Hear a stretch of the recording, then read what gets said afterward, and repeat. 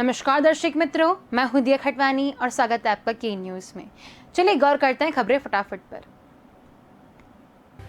केंद्र सरकार की agency India council of medical research ने इन दावों पर विराम लगाया है कि डेल्टा प्लस वेरिएंट देश में महामारी की तीसरी लहर के लिए जिम्मेदार होगा। आईसीएम डॉक्टर सुमित अग्रवाल ने गुरुवार को बताया, कहना जल्दबाजी हुआ कि देश में डेल्टा प्लस वेरिएंट ने महामारी की तीसरी लहर आएगी। इसके दूसरे कारण भी हो सकते हैं। उन्होंने आगे बताया कि प्रत्येक वायरस में म्यूटेंट होने की एक सामान्य प्रवृत्ति होती है। महामारी की शुरुआत में तो यह अल्फा था, बाद में यह डेल्टा हुआ और अब यह डेल्टा प्लस हो गया है। भविष्य में और भी म्यूटेशन देखने को मिल सकते हैं। हमें इसके साथ ही आगे बढ़ना होगा। हालांकि उन्होंने इसे चिंताजनक बताया है। डॉक्टर सुमित ने कहा, अब तक हमने डेल्टा प्लस वेरिएंट के 3 लक्षणों की पहचान की। पहला, यह बहुत तेजी से फैलता है। दूसरा, यह फेफड़ों को बहुत तेजी से नुकसान पहुंचाता है। तीसरा, मोकेशनल एंटीबॉडी थेरेपी का असर कम कर देता है। देश में अब तक डेल्टा प्लस वेरिएंट के 40 से ज्यादा केस सामने आ चुके हैं। इनमें महाराष्ट्र, केरल, मध्य प्रदेश, कर्नाटक, जम्मू कश्मीर और तमिलनाडु शामिल है। महाराष्ट्र में नए वेरिएंट के सबसे ज्यादा 21 केस मिले हैं। मध्य प्रदेश में भी इसके 5 केस सामने आए थे। इसमें से उज्जैन की एक महिला जान गंवा चुकी है। बताया जा रहा है कि महिला को वैक्सीन नहीं लगी थी, वहीं उसके पति ने वैक्सीन ली थी, जिसके कारण वह स्वस्थ हैं। जम्मू कश्मीर, दिल्ली और दिल से दूरी कम होनी चाहिए। गुरुवार को 8 दलों के 14 नेताओं के साथ 3 घंटे चली बैठक में प्रधानमंत्री नरेंद्र मोदी ने यही संदेश दिया। पर इसके बैठक के तुरंत बाद ही राज्य के 2 बड़े नेताओं के बयान से स्पष्ट हो गया कि बैठक तो दिल्ली में हो गई, पर दिल अभी दूर ही है। नेशनल कॉन्फ्रेंस लीडर अमर अब्दुल्ला ने कहा कि एक मुलाकात में दूरियां नहीं मिटती। वहीं पीडीपी चीफ महबूबा मुफ्ती ने कहा कि कश्मीर में सांस लेना अब भी मुश्किल है। भारत को पाकिस्तान के साथ दोबारा बात शुरू करनी चाहिए। जम्मू कश्मीर के लोगों की मुसीबतें प्रधानमंत्री के सामने रखीं। 5 अगस्त 2019 के बाद से कश्मीर नाराज है। मैंने प्रधानमंत्री से कहा कि असंवैधानिक तरीके से अनुच्छेद 370 को हटाया गया। ये जम्मू कश्मीर के लोगों को पसंद नहीं है। हम इसके खिलाफ संघर्ष करते रहेंगे और इससे बहाल करवाएंगे। जवाहरलाल नेहरू और वल्लभ भाई पटेल ने दिया था, ये हमारे डेमसाइल को सुरक्षित करता है। मैंने कहा कि अगर अनुच्छेद 370 हटाना था तो विधानसभा को बुलाया जाना चाहिए था। हम इसे संवैधानिक तरीके से रिस्टोर करना चाहते हैं। चीन के साथ आप बात कर रहे हैं, जिसका देश की आवाम के साथ कोई सीधा लेना देना नहीं है। आपने पाकिस्तान से बातचीत की और इससे सीज फायर कम हुआ। इसके हम स्वागत करते हैं। पाकिस्तान से फिर बातचीत करनी चाहिए ताकि जो ट्रेड उनके साथ रुका है वो बहाल हो। यूएपीए की सख्ती बाद हो, जेलों में बंद कैदियों को रिहा किया जाना चाहिए। आप रोज कानून जारी कर देते हैं। जमीनें और रोजगार सुरक्षित होने चाहिए। जो भी हमारा 2019 के बाद नुकसान हुआ है उसकी भरपाई के लिए पैकेज दिया जाना चाहिए। राष्ट्रीय मानवाधिकार आयोग के 2 दल बृहस्पतिवार को पश्चिम बंगाल पहुंच गए। पुलिस के मुताबिक चुनाव के बाद राज्य में होने वाली हिंसा की सच्चाई जानने पहुंची डीआईजी स्तर के अधिकारियों के नेतृत्व में पहुंचे इन दलों के कोलकाता और सिलीगुड़ी में अलग अलग कई इलाकों का दौरा भी किया। पश्चिम बंगाल में विधानसभा चुनाव के नतीजे आने के बाद हुई हिंसा की वजह से मुख्यमंत्री ममता बनर्जी की मुश्किलें और बढ़ने लगी हैं। कोलकाता हाईकोर्ट और सुप्रीम कोर्ट ऐसे ही कई मामलों में राज्य सरकार को पहले भी नोटिस जारी कर चुकी हैं। अब भाजपा ने केंद्रीय मानवाधिकार आयोग और केंद्रीय महिला आयोग के पास गुहार लगाने का फैसला किया है। पार्टी का मानना है कि उनके पास सत्तारूढ़ दल और राज्य सरकार द्वारा हिंसा को प्रायोजित करने के पुख्ता सबूत हैं। ऐसे में राज्य सरकार को कटघरे में खड़ा किया जा सकता है। इस तरह वह लगातार तृणमूल कांग्रेस सरकार पर दबाव बनाए रख सकती है। भाजपा नेताओं का मानना है कि तृणमूल कांग्रेस हिंसा का सहारा लेकर उनकी पार्टी का वही हाल करना चाहती है।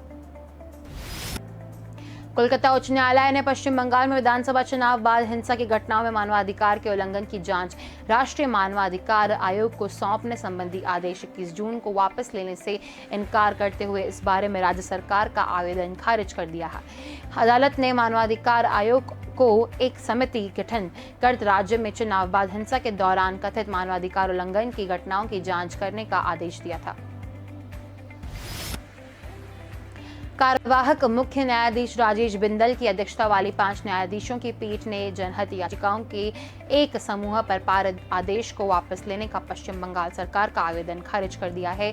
इन जनहित याचिकाओं में आरोप लगाया गया था। पीठ ने 18 जून को पश्चिम बंगाल राज्य विधिक सेवा प्राधिकरण के सदस्य सचिव की ओर से दाखिल की गई रिपोर्ट का संज्ञान लेते हुए यह आदेश सुनाया था। रिपोर्ट में कहा गया था कि इन घटनाओं से 10 जून दोपहर 12 बजे तक 3,243 लोग प्रभावित हुए हैं। राष्ट्रपति रामनाथ कोविंद ठीक 18 माह बाद अपने शहर आ रहे हैं। वह कानपुर में 3 दिन रहेंगे। शुक्रवार देर शाम 7:30 बजे वह प्रेसिडेंट ट्रेन महाराजा एक्सप्रेस से सेंट्रल स्टेशन पहुंचेंगे। यहाँ राज्यपाल आनंदीबेन पटेल और मुख्यमंत्री योगी आदित्यनाथ उनकी अगवानी करेंगे। राष्ट्रपति और राज्यपाल सर्किट हाउस जाएंगे, जबकि मुख्यमंत्री लखनऊ लौट जाएंगे। राष्ट्रपति बनने के बाद कोविंद पहली बार 3 दिन के प्रवास पर कानपुर आ रहे हैं। इस प्रवास में वे कानपुर देहात स्थित अपने नेतृत्व पैतृक में गौरा गांव रहेंगे।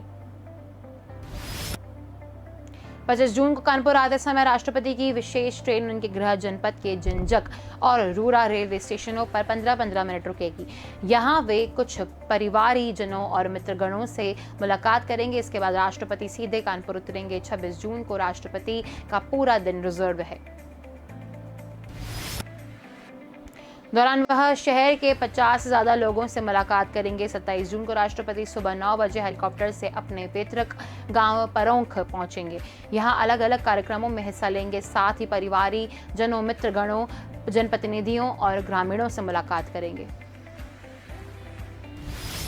शाम करीब 6 बजे तक राष्ट्रपति फिर से कानपुर नगर स्थित सर्किट हाउस पहुंचेंगे। यहां यात्री विश्राम के बाद 28 जून की सुबह 10 बजे विशेष ट्रेन से लखनऊ रवाना हो जाएंगे। मुख्यमंत्री 27 जून को राष्ट्रपति के गांव परोंख भी आ सकते हैं।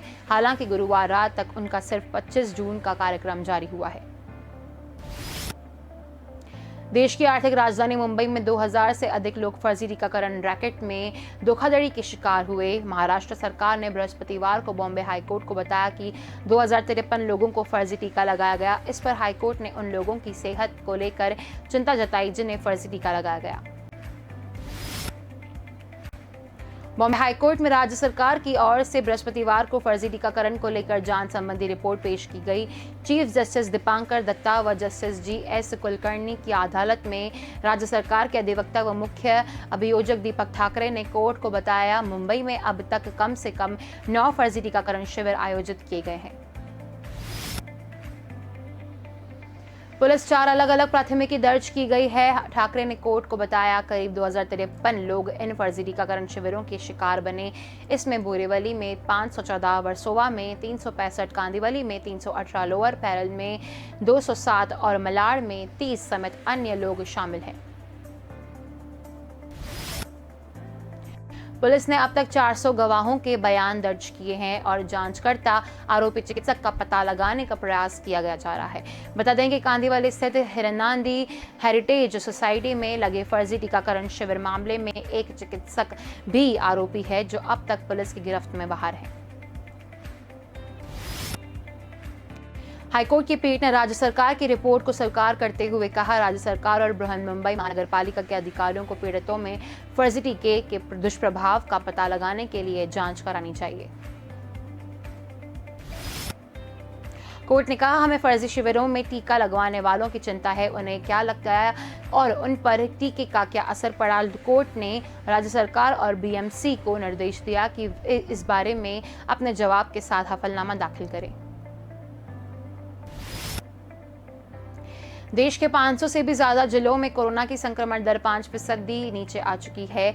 स्थिति यह है कि बीते 44 दिन में 90% तक सक्रियता मामलों में भी कमी आई है। बावजूद इसके डेल्टा वेरिएंट के मामले कम नहीं हो रहे हैं। सरकार जिस GISID का हवाला देते हुए कोरोना वायरस के विभिन्न वेरिएंट के जानकारी दे रही थी, उसी GISDI के अनुसार भारत दुनिया का दूसरा ऐसा देश है जहां डेल्टा वेरिएंट के मामले सबसे ज्यादा हैं। अब तक बीते 4 सप्ताह में 54 सैंपल की सीक्वेंसिंग में इसकी मौजूदगी दर्ज की गई है। नई दिल्ली स्थित IGIB की शोधार्थी बानी जोली का कहना है कि डेल्टा वेरिएंट को लेकर देश में काफ़ी चर्चाएं चल रही है, लेकिन डेल्टा प्लस के मामले अभी बहुत कम है, इस पर अधिक ध्यान भी नहीं है।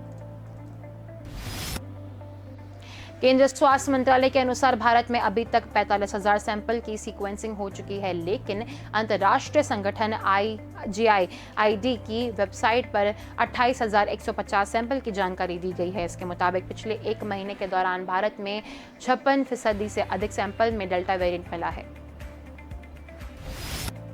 सरकार ने प्रभावित जिलों में इसकी रोकथाम के प्रयास तेज करने का निर्देश दिया है। डॉक्टर अग्रवाल ने कहा, यह सभी mRNA वायरस का रूप बदलवा स्वाभाविक है, इन्हें रोका नहीं जा सकता, हम इन्हें नियंत्रित नहीं कर सकते, इसलिए जैसे जैसे समय गुजरेगा वैसे वैसे हमें इसके और म्यूटेशन देखने को मिल सकता है और इसलिए यह वायरस हमारे लिए चिंता का विषय है। दिल्ली और इसके पड़ोसी राज्यों हरियाणा, पंजाब और राजस्थान को मानसून की पहली बारिश का इंतजार जुलाई तक करना पड़ सकता है। मौसम विभाग ने कहा कि अभी दक्षिण पश्चिम मानसून उत्तरी क्षेत्र के बाड़मेर, भीलवाड़ा, धौलपुर, अलीगढ़, मेरठ, अंबाला और अमृतसर से गुजर रहा है। मौसम विभाग का कहना है कि हवाओं के रुख को देखते हुए लग रहा है कि अगले एक सप्ताह तक उत्तर प्रदेश, राजस्थान, हरियाणा, चंडीगढ़, दिल्ली व पंजाब के शेष इलाकों में दक्षिण पश्चिम मानसून के पहुंचने का आसार नहीं है। जून के आखिरी हफ्ते में हल्की से मध्यम स्तर तक ही बारिश हो सकती है। देश भर में मानसून सीजन के दौरान अब तक 28% अधिक बारिश हुई है। 23 जून तक देश भर में 142.8 मिलीमीटर बारिश दर्ज की गई है, जबकि इसका सामान्य स्तर 114.2 मिलीमीटर है। दिल्ली में 13 दिन के अंतराल के बाद बुधवार को पारा 40 डिग्री सेल्सियस के पार पहुंच गया। IMD के क्षेत्रीय पूर्वानुमान क्षेत्र के प्रमुख कुलदीप श्रीवास्तव ने बताया कि राजधानी में जून के अंत तक मानसून की बारिश होने की संभावना नहीं है और तब तक अधिकतम तापमान 40 डिग्री सेल्सियस के आसपास रहने का अनुमान है। विभाग ने बताया कि दिल्ली, राजस्थान के कुछ इलाकों, हरियाणा और पंजाब में जून के अंत तक बारिश होने की संभावना नहीं है। श्रीवास्तव ने कहा कि 26 जून को दिल्ली NCR में हल्की बारिश हो सकती है। स्काई मीट वेदर के महेश पालवत ने कहा कि जून के अंत तक दिल्ली में मानसून की बारिश होने की उम्मीद है। हाल के दिनों में जिस तरह से पाकिस्तान के प्रधानमंत्री इमरान खान और विदेश मंत्री शाह महमूद कुरैशी ने इंटरनेशनल मीडिया के सामने कश्मीर मुद्दे को उठाने की कोशिश की है, उसके बाद भारत को मिजाज अब बदला नजर आ रहा है। दुशांबे में शंघाई सहयोग संगठन के राष्ट्रीय सुरक्षा सलाहकारों की बैठक में भारतीय NAS अजीत डोभाल ने कहा, इस संगठन के तहत जैश-ए-मोहम्मद व लश्कर-ए-तैयबा जैसे आतंकी संगठनों पर कार्रवाई करने का प्रस्ताव रखा। आतंकी फंडिंग करने वाले देशों के खिलाफ SCO के तहत कड़े कदम उठाने की मांग भी रखी है। डोभाल के जिस समय यह मांग रखी वह उस समय उनसे कुछ ही फीट की दूरी पर पाकिस्तान के NSA मोहिद यूसुफ भी बैठे थे। डोभाल ने अपने भाषण में कहा कि भारत हर तरह की आतंकी गतिविधियों के खिलाफ है। भारत की मांग है कि सीमा पर आतंकवाद को बढ़ावा देने वाले संगठनों के खिलाफ शीघ्रता से कानूनी कार्रवाई करने की व्यवस्था होनी चाहिए। डोभाल ने सीधे तौर पर पाकिस्तान पर हमला करते हुए कहा कि जैश-ए-लश्कर जैसे आतंकी संगठनों के खिलाफ SCO के तहत कार्रवाई होनी चाहिए। वैसे SCO की तरफ से उक्त बैठक के बाद जारी बयान में सभी देशों ने आतंकवाद के खिलाफ आपस में सहयोग बढ़ाने पर सहमति दी। कांग्रेस महासचिव प्रियंका गांधी वाड्रा के पति रॉबर्ट वाड्रा की कार का दक्षिण पूर्वी जिला पुलिस ने लापरवाही और खतरनाक ढंग से चलाने के मामले में चालान किया है। मोटर वाहन अधिनियम की धारा 184 के तहत चालान किया जा गया है। अतिरिक्त पुलिस उपायुक्त सुरेंद्र चौधरी ने कहा कि रॉबर्ट वाड्रा अपनी कार और सुरक्षा गाड़ियों के काफिले के साथ कार्यक्रम का जा रहा है। इस दौरान उनकी कार ने अचानक ब्रेक लिया, जिससे उनके पीछे चल रही सुरक्षा गाड़ी उनकी कार से टकरा गई। इस पर वह अपनी कार की चाबी लेकर अपने कार्यालय चले गए। कोरोना काल में अपने को खोने का दर्द भले ही नहीं भूल पाए और उनकी आत्मा की शांति के लिए अस्थि विसर्जन और पिंडदान के लिए बड़ी संख्या में श्रद्धालुओं की आवक पूर्णिमा पर गुरुवार को तीर्थ राज्य पुष्कर में हुई। पुष्कर के बाजार हो या घाट, हर जगह अधिकांश लोग बिना मास्क के ही नजर आए और सोशल डिस्टेंसिंग तो कहीं नजर नहीं आई। गुरुवार को पूर्णिमा थी और ऐसे में श्रद्धालुओं की आवक होना तय था। इसके बावजूद प्रशासन की ओर से कोई इंतजाम यहां नहीं किया गया। कोरोना काल में मरने वालों की अस्थि विसर्जन और पिंडदान के लिए वैसे लोग हरिद्वार जाते हैं, लेकिन कोरोना के कारण हरिद्वार जाने वालों की संख्या कम हो गई है और ऐसे में लोग पुष्कर ही अस्थि विसर्जन के लिए आते हैं। कोरोना को लेकर ही दी गई राहत के बाद गुरुवार को पूर्णिमा है। पुष्कर के घाट ही नहीं बल्कि बाजारों में भीड़ देखी गई। दुकानों व बाजारों में अधिकांश लोग मास्क लगाए हुए थे, लेकिन सोशल डिस्टेंसिंग तो यहां पर भी नहीं दिखी। यहां तक कोरोना गाइड लाइन का उल्लंघन करने वालों को पुलिस व प्रशासन की ओर से कोई रोकने टोकने की व्यवस्था भी नहीं थी। प्रदेश प्रभारी अरुण सिंह के दौरे के बाद अब बीजेपी में बयानबाजी करने वाले वसुंधरा राजे खेमे के नेताओं पर कार्रवाई शुरू कर दी गई है। वसुंधरा राजे खेमे की वरिष्ठ नेता और पूर्व मंत्री रोहिताश शर्मा को उनके बयानों के आधार पर नोटिस जारी कर 15 दिन में जवाब मांगा गया है। रोहिताश शर्मा के 1 जून को बीजेपी अलवर उत्तर जिला की बैठक के बाद दिए गए बयानों को आधार बनाकर नोटिस दिया गया। नोटिस में रोहिताश शर्मा के उस बयान का उल्लेख है जिसमें कहा था कि राजस्थान भाजपा के नेता दफ्तरों से पार्टी चला रहे हैं। नोटिस मिलने के बाद भी रोहिताश शर्मा के तेवर जस के तस हैं। रोहिताश शर्मा ने भास्कर से कहा, मेरे जैसे निष्ठावान कार्यकर्ता को नोटिस देना निदेशाल या विपरीत बुद्धि कहा जाएगा। नोटिस में मुझ पर लगाए गए आरोप बेबुनियाद हैं। बीजेपी मेरी मां है, मैं मां के खिलाफ कैसे बोल सकता हूं। वसुंधरा राजे के अच्छे कामों की मैंने प्रशासन की है। अगर वसुंधरा राजे की तरफ करने से ही किसी को चिढ़ है तो वह हम जरूर करेंगे। मेरे मन में दीनदयाल उपाध्याय बसते हैं। इनके कागजों पे कोई बेटे से अपनी मां को दूर थोड़ी कर सकता है। मुझे भरोसा भैरव सिंह शेखावत बीजेपी में लाए थे। मानसून ने इंदौर में सिर्फ दस्तक दी है। पहली बार बारिश में ही नगर निगम की पोल खुल गई है। थोड़ा सा पानी पड़ने से शहर की सड़कों की हालत खराब हो गई है। इसकी सुध लेने वाला कोई नहीं है। शहर के 3 इमली चौराहे के समीप कई वर्षों से पहली बारिश में सड़कों के हालात बदतर हो गए हैं। सड़कों पर हो रहे गड्ढों से लोगों को परेशानी हो रही है। यहाँ पैदल चलना तक दुभर हो गया है। गड्ढों में बारिश का पानी भर जाता है। इस और जिम्मेदार ध्यान नहीं दे रहा है। शहर की सड़कों की हालत यह है कि नगर में हल्की सी भी बारिश हो जाती है तो लोगों का पैदल चलना भी दुभर हो जाता है। भोपाल में एक वैक्सीनेशन सेंटर पर गुरुवार को युवक ने हंगामा कर दिया। युवक ने वैक्सीन लगवाने वाली टीम पर लाठी डंडों से हमला भी किया। इसमें 2 नर्सें बाल बची। युवक ने पटवारी व मेडिकल टीम से अभद्रता भी की। मामला ग्राम ओमकारा सेवनिया गांव के नर्मदा कॉलोनी का है। गुरुवार को यहां स्वास्थ्य विभाग ने वैक्सीनेशन कैंप लगाया था। दोपहर 1 बजे गांव का ही प्रेम सिंह लाठी लेकर आया और हंगामा करने लगा। उसका कहना था, आप लोग सभी को बीमार करने आए हो। देश में लगातार दूसरे दिन 60 लाख से ज्यादा लोगों को कोरोना वैक्सीन लगाई गई। 21 जून से शुरू हुई मेगा वैक्सीनेशन ड्राइव के तहत बीते 4 दिन में 2.70 करोड़ लोगों को टीका लगाया गया। 21 जून को रिकॉर्ड 90.86 लाख, 22 जून को 54.82 लाख, 23 जून को 64.83 लाख डोज लगाए गए थे। रायपुर में टीकाकरण का अभियान नए रंग में है। छत्तीसगढ़ में पहली बार टीका लगवाने वालों का इनाम देने की तैयारी। रायपुर के पार्षद अब लोगों के लिए टीका लगवाने के बाद आकर्षक ऑफर लेकर मैदान में उतरे हैं। तो खबरें फटाफट में बस इतना ही। अधिक जानकारी के लिए देखते रहिए के न्यूज़। नमस्कार।